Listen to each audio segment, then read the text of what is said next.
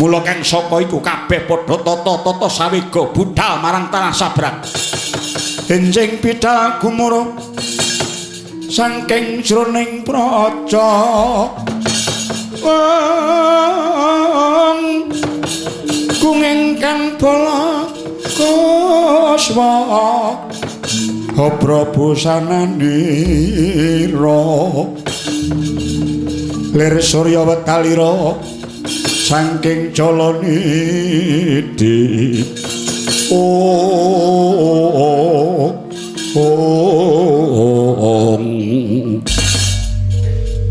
Prabu sananing wadya yayaku dan kasana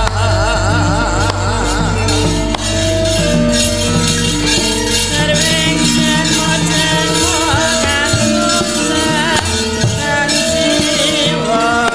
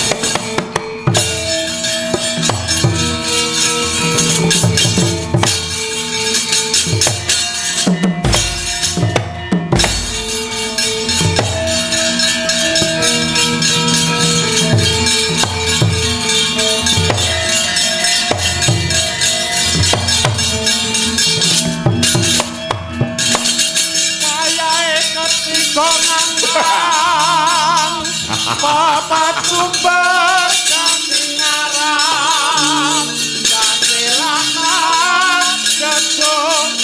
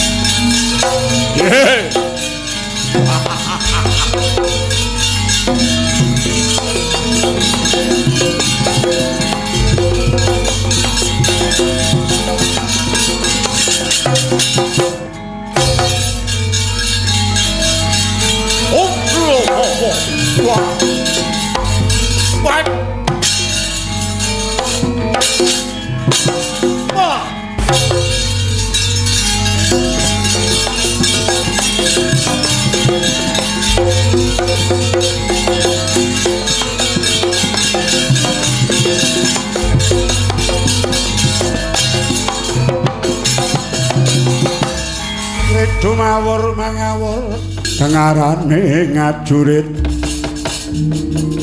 kong maguru kong sotetek kaya butulo la la la la Yayi Hadimurti kula wonten dawuh Koko Prabu lan sira Yayi Prabu Gentha Raja Singa Wong pengendika ngadhawu. Wis samapta ngepung wakul mbaya mangap. Endi tetunggule wong Kistina? Negara mung sak iyuping payung ora sepira kadigdayane Prabu Drata. Mung wae mengko yen wis kelakon dibedhah. Kowe aja padha meri yen to Dewi Drati dadi garwane Prabu Santakya. Mboten Kakang Prabu, kula mboten badhe runtik. Nggih, kula nggih mboten badhe serik. Malah idep-idep kangge atur dharma dhateng paduka Kakang Prabu Santakya. Yen ngono bagus. Grek lampit brungkat gimpul gacah lar singa bareng. Bumi angus negara Kistina.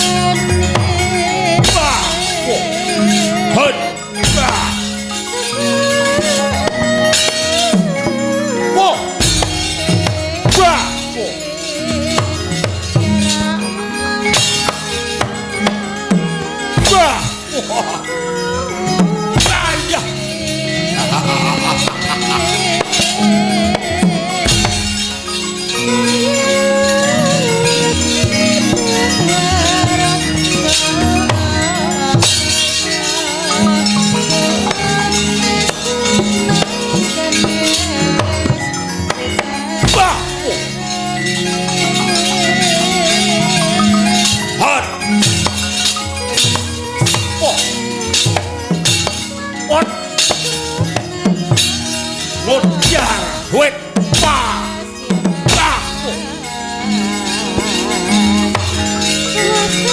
an wet pa an out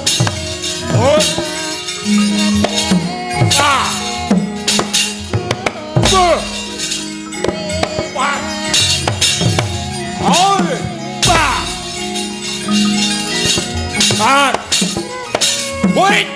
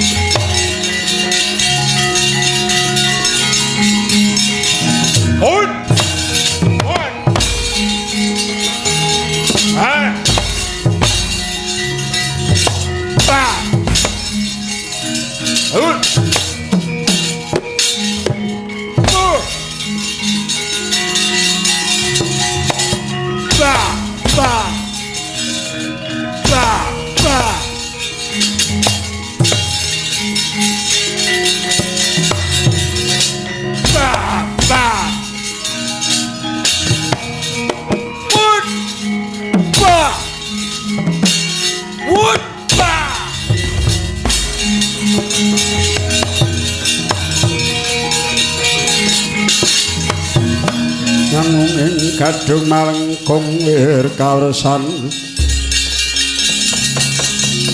mindha keswalukar yuh opat lah kok padha pating glimpang aja surak mbata rupa ora mulat iki sastra Hadimurti jagang sing jero BTW sing kandel remuk pupuk negaramu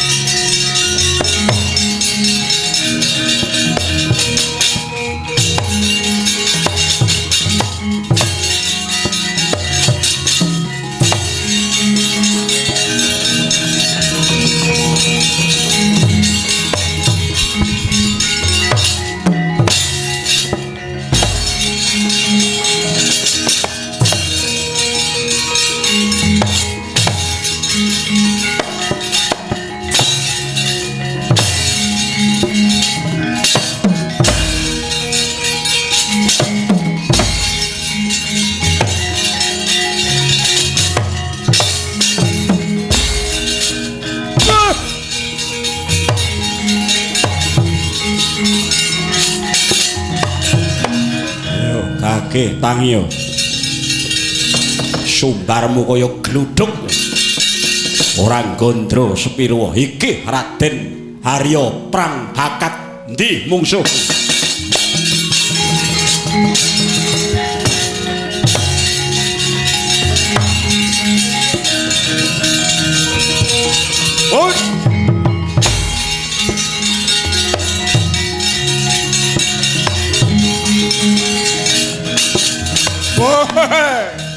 Ruhun ya. Sapa ngobrak-abrik barisan? Gagah jenggureng. Harya Prang bakat kowe ketoke dudu wong negara Kistina. Kowe dudu wadya balane Prabu Drata. Anggep apa? Ngriwuk kempul nyaruwus. Meleka mripatmu tetungguling ratu sewu negara. Prabu Santakya ratu negara Malawa minggata.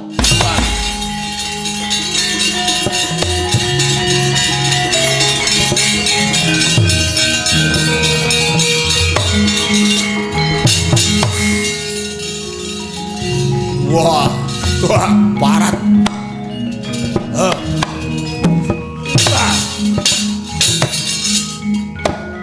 Mutiar.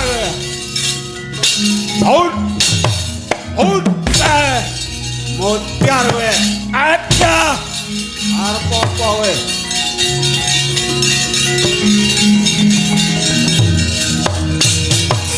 Nah, ngono kuwi. Perang iki ngono kuwi. Iso menang nek ana persatuan.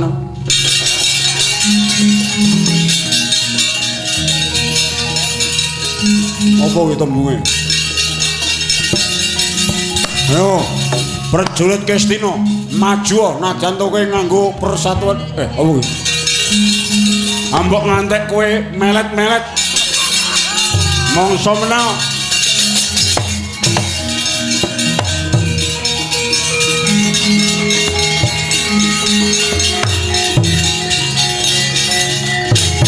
Ayo, diadimput sepiro jero cetheke negara Kistina. Ayo nyambato wong 7 negara kaya diapurmu, diadintung ya. Wah.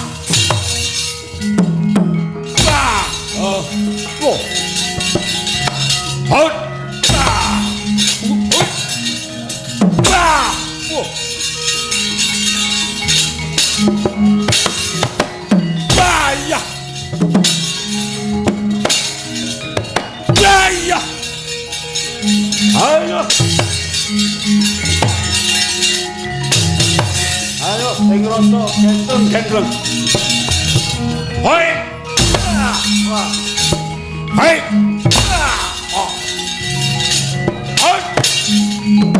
Wah. Wait. Whoa. Awet. Iya.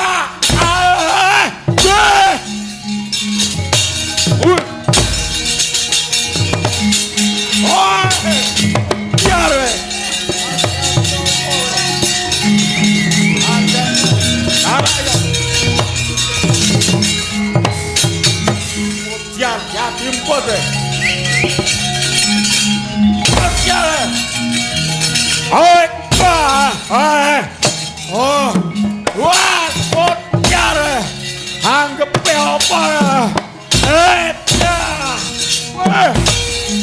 ya cok apa we? Ayo apa we?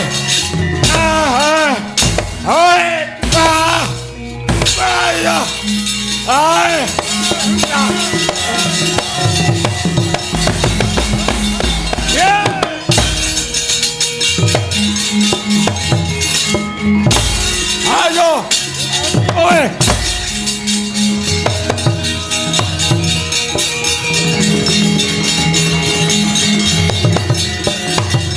Dadah.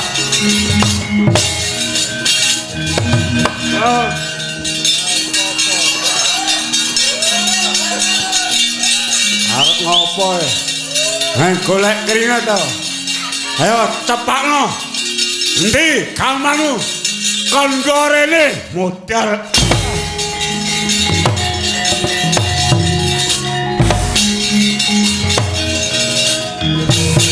Urip le.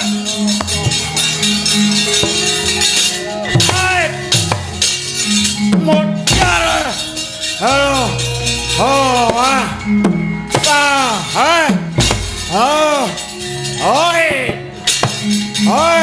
apa ngantek lempe-lempe mutiara harap apa aduh yo oke mutiar cacakmu kowe ketara kowe. Kowe senopati ora tau gamel kowe. Oke, ngene iki. Ngajak pirang dina kecandak Prabu Santakya, Ratu Malawa. Dogdeng sama ladeng. Brengose tedas gedhek, lagi jogete wis beda karo kancane. Aku budal saka negaraku tak rewangi nggawa pengendang. Kalah karo Japur. Ayo tangi yo jadimput kowe.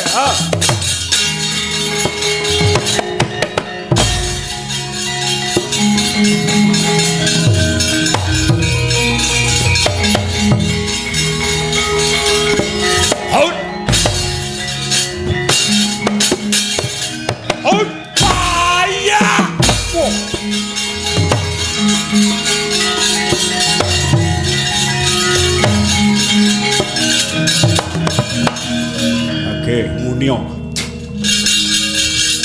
Munio ngunekno wong ora tau gamel direwangi ngrombong kono kene malah darake wong ora tau nyambut gawe aku genti mbok rubuhke apa tak pateni yak ketok guluku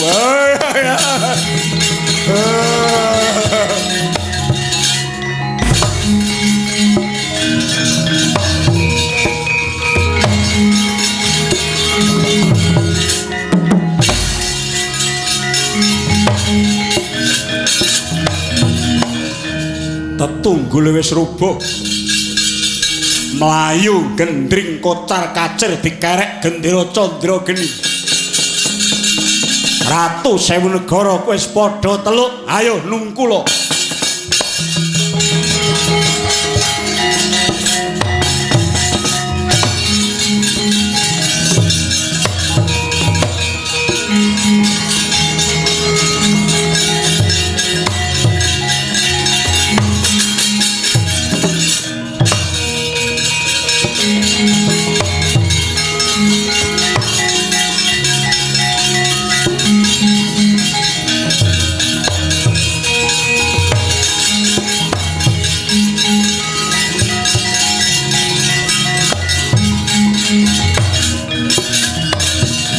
Nyata sangking yudha sang guru kula yen tan mutusa sang Sri waduh Raden ngantos ngumun raosing manah kula mulat gelal kridanipun para prajurit miwah senopati gegedhuk menika gegaman saking pundi lan sing ngandika menika sinten nggih? Nggih, nami kula Harya Prang Bakat. Wingking saking negari Giling Wesi. Kula senopatinipun sinuwun Prabu Watu Gunung inggih Prabu Selacala. Lho, senopatinipun ratu ingkang kondhang sak jagat Prabu Watu Gunung inggih sinuwun. Waduh.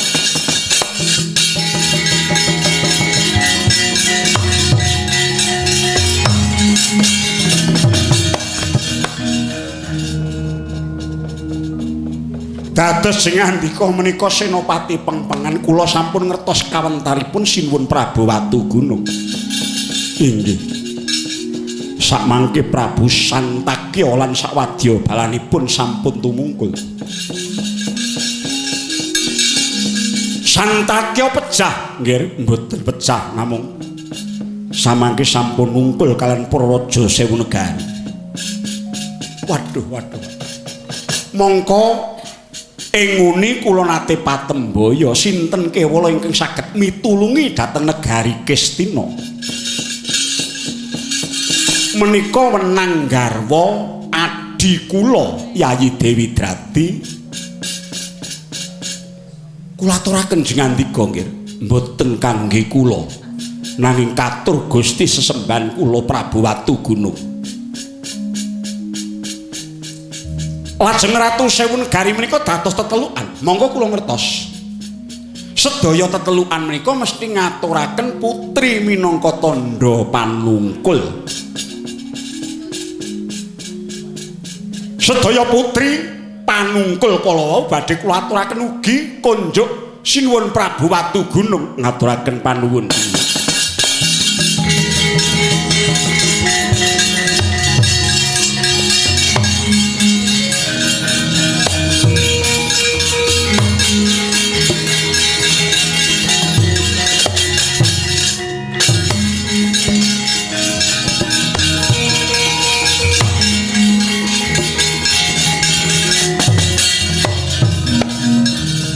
Bebanjengan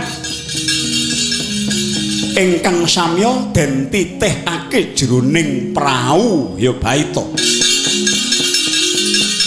Kalebet putri Domas tegese wanita ayu cacahe 800. Kawimbuh Dewi Drati ingkang sedaya arsa den aturake ngarsaning Sinuwun Prabu Watugunung. Saya tebih saking kitha Kestina medal saking kutha Goro sigra manjing jroning toya sedaya kainggahaken dhateng prau dadi pirang-pirang daita lumampah jajar-jajar kanang prau parandene among Sang Harya prang bakat ingkang kesingsal nitih baita piyambakan katempuh ing prahara lesus ingkang mungguing samudra nganti kabuncang tebih saking kanca rowange.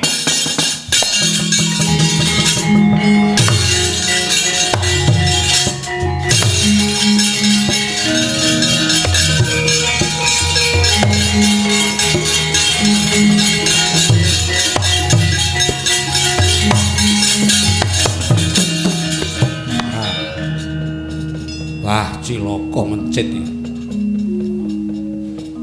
Blai teko ngendi aku?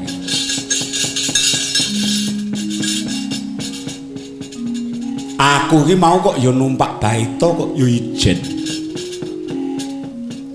Wah, deloke sing ora seneng dikira aku ki wong ora gelem kumpul kanca rowange. Dupeh sugih Raja Branapicis duwe prau dhewe tak tompaki dhewe. Wah, malah kena prahara kendang kabuncang kesingsalan. Ya, aku nurut banyu iki ngenteni ombake segara rada menep, rada mendhak sawetara. Sing tak nggo pathokan garising pasiten ana lambening segara. Aku ngener mangetan mesti teko papan kang tinuju.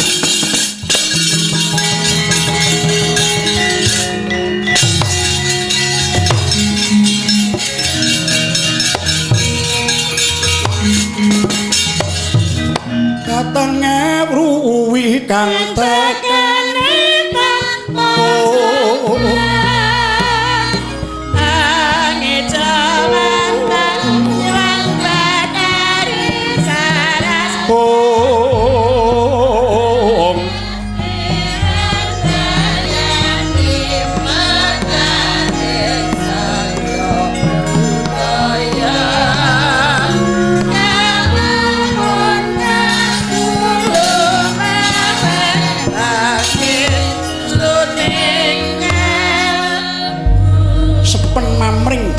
sabawane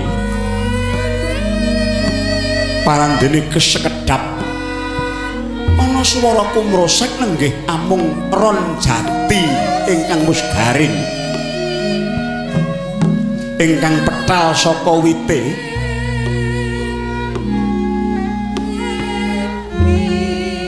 sineraing maruta sawetawis gadya kumrisik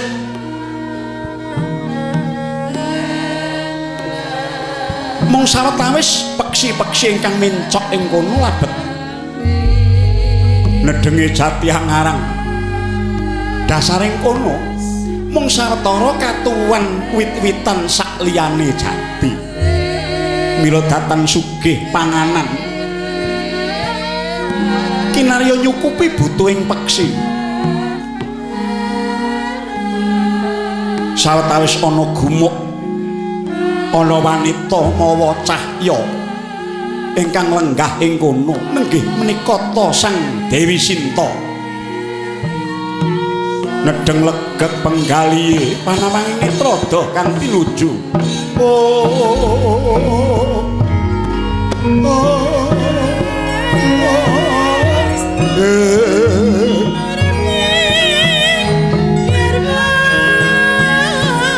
Iris harta palmanuting kanu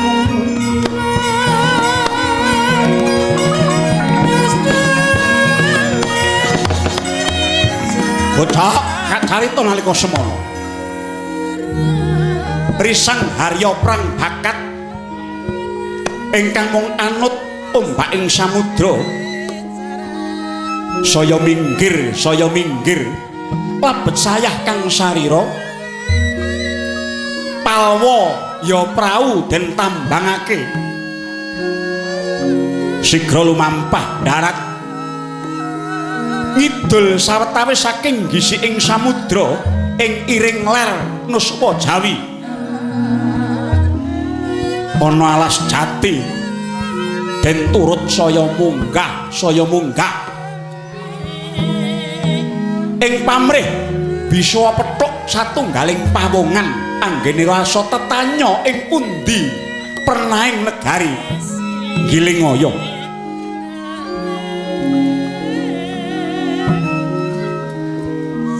peteng bingung liwunging galih harya prang bakat pungun-pungun sawetawis sinambi hangusap dresing kang riwe dube mulat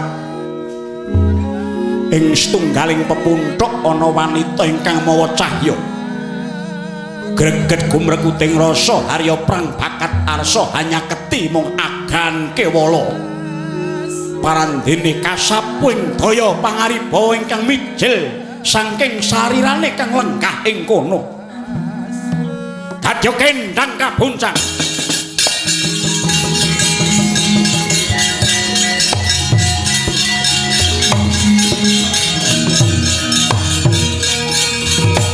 wah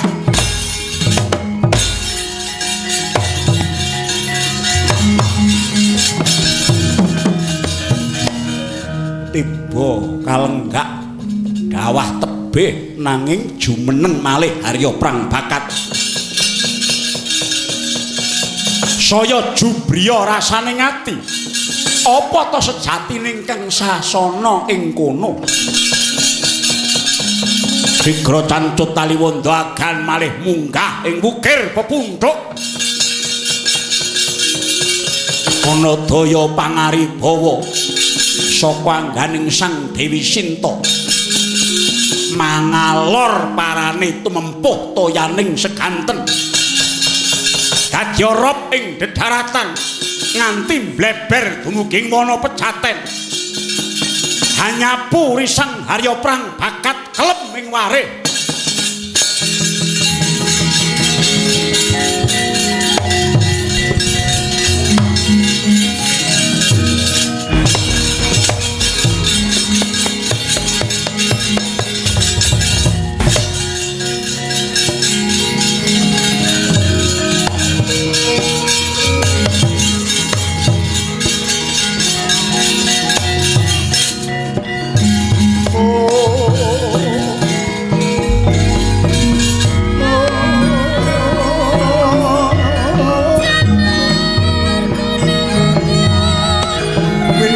jroning lembyono Pinata Sri Kalangkung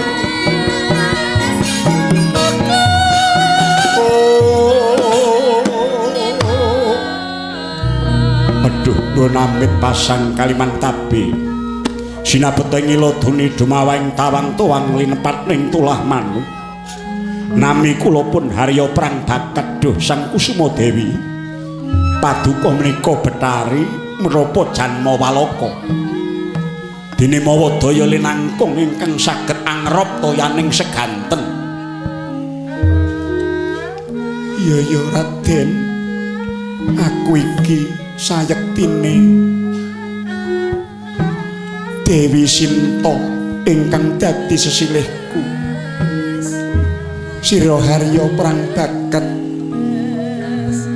aja sumongah sesongaran ngentilake dupeh sira sembodo dodo baumu banjur agan wae bakal munggah ing kene ingkang tetela ganggu marang kamardikan kunggonku mbangun apa manteng semeti maladining aduh nyun pangapunten Sang Kusuma Dewi lepat sepisan malih nyun agungi samudra pangaksami iya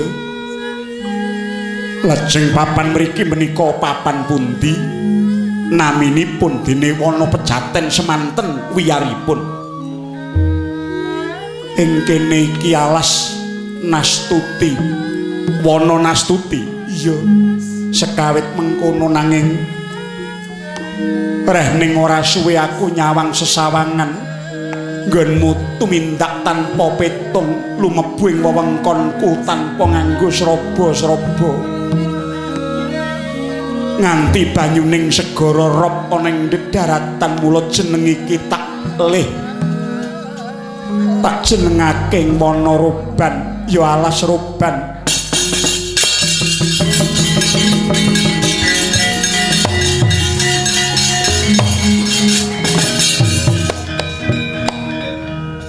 Waduh inggih.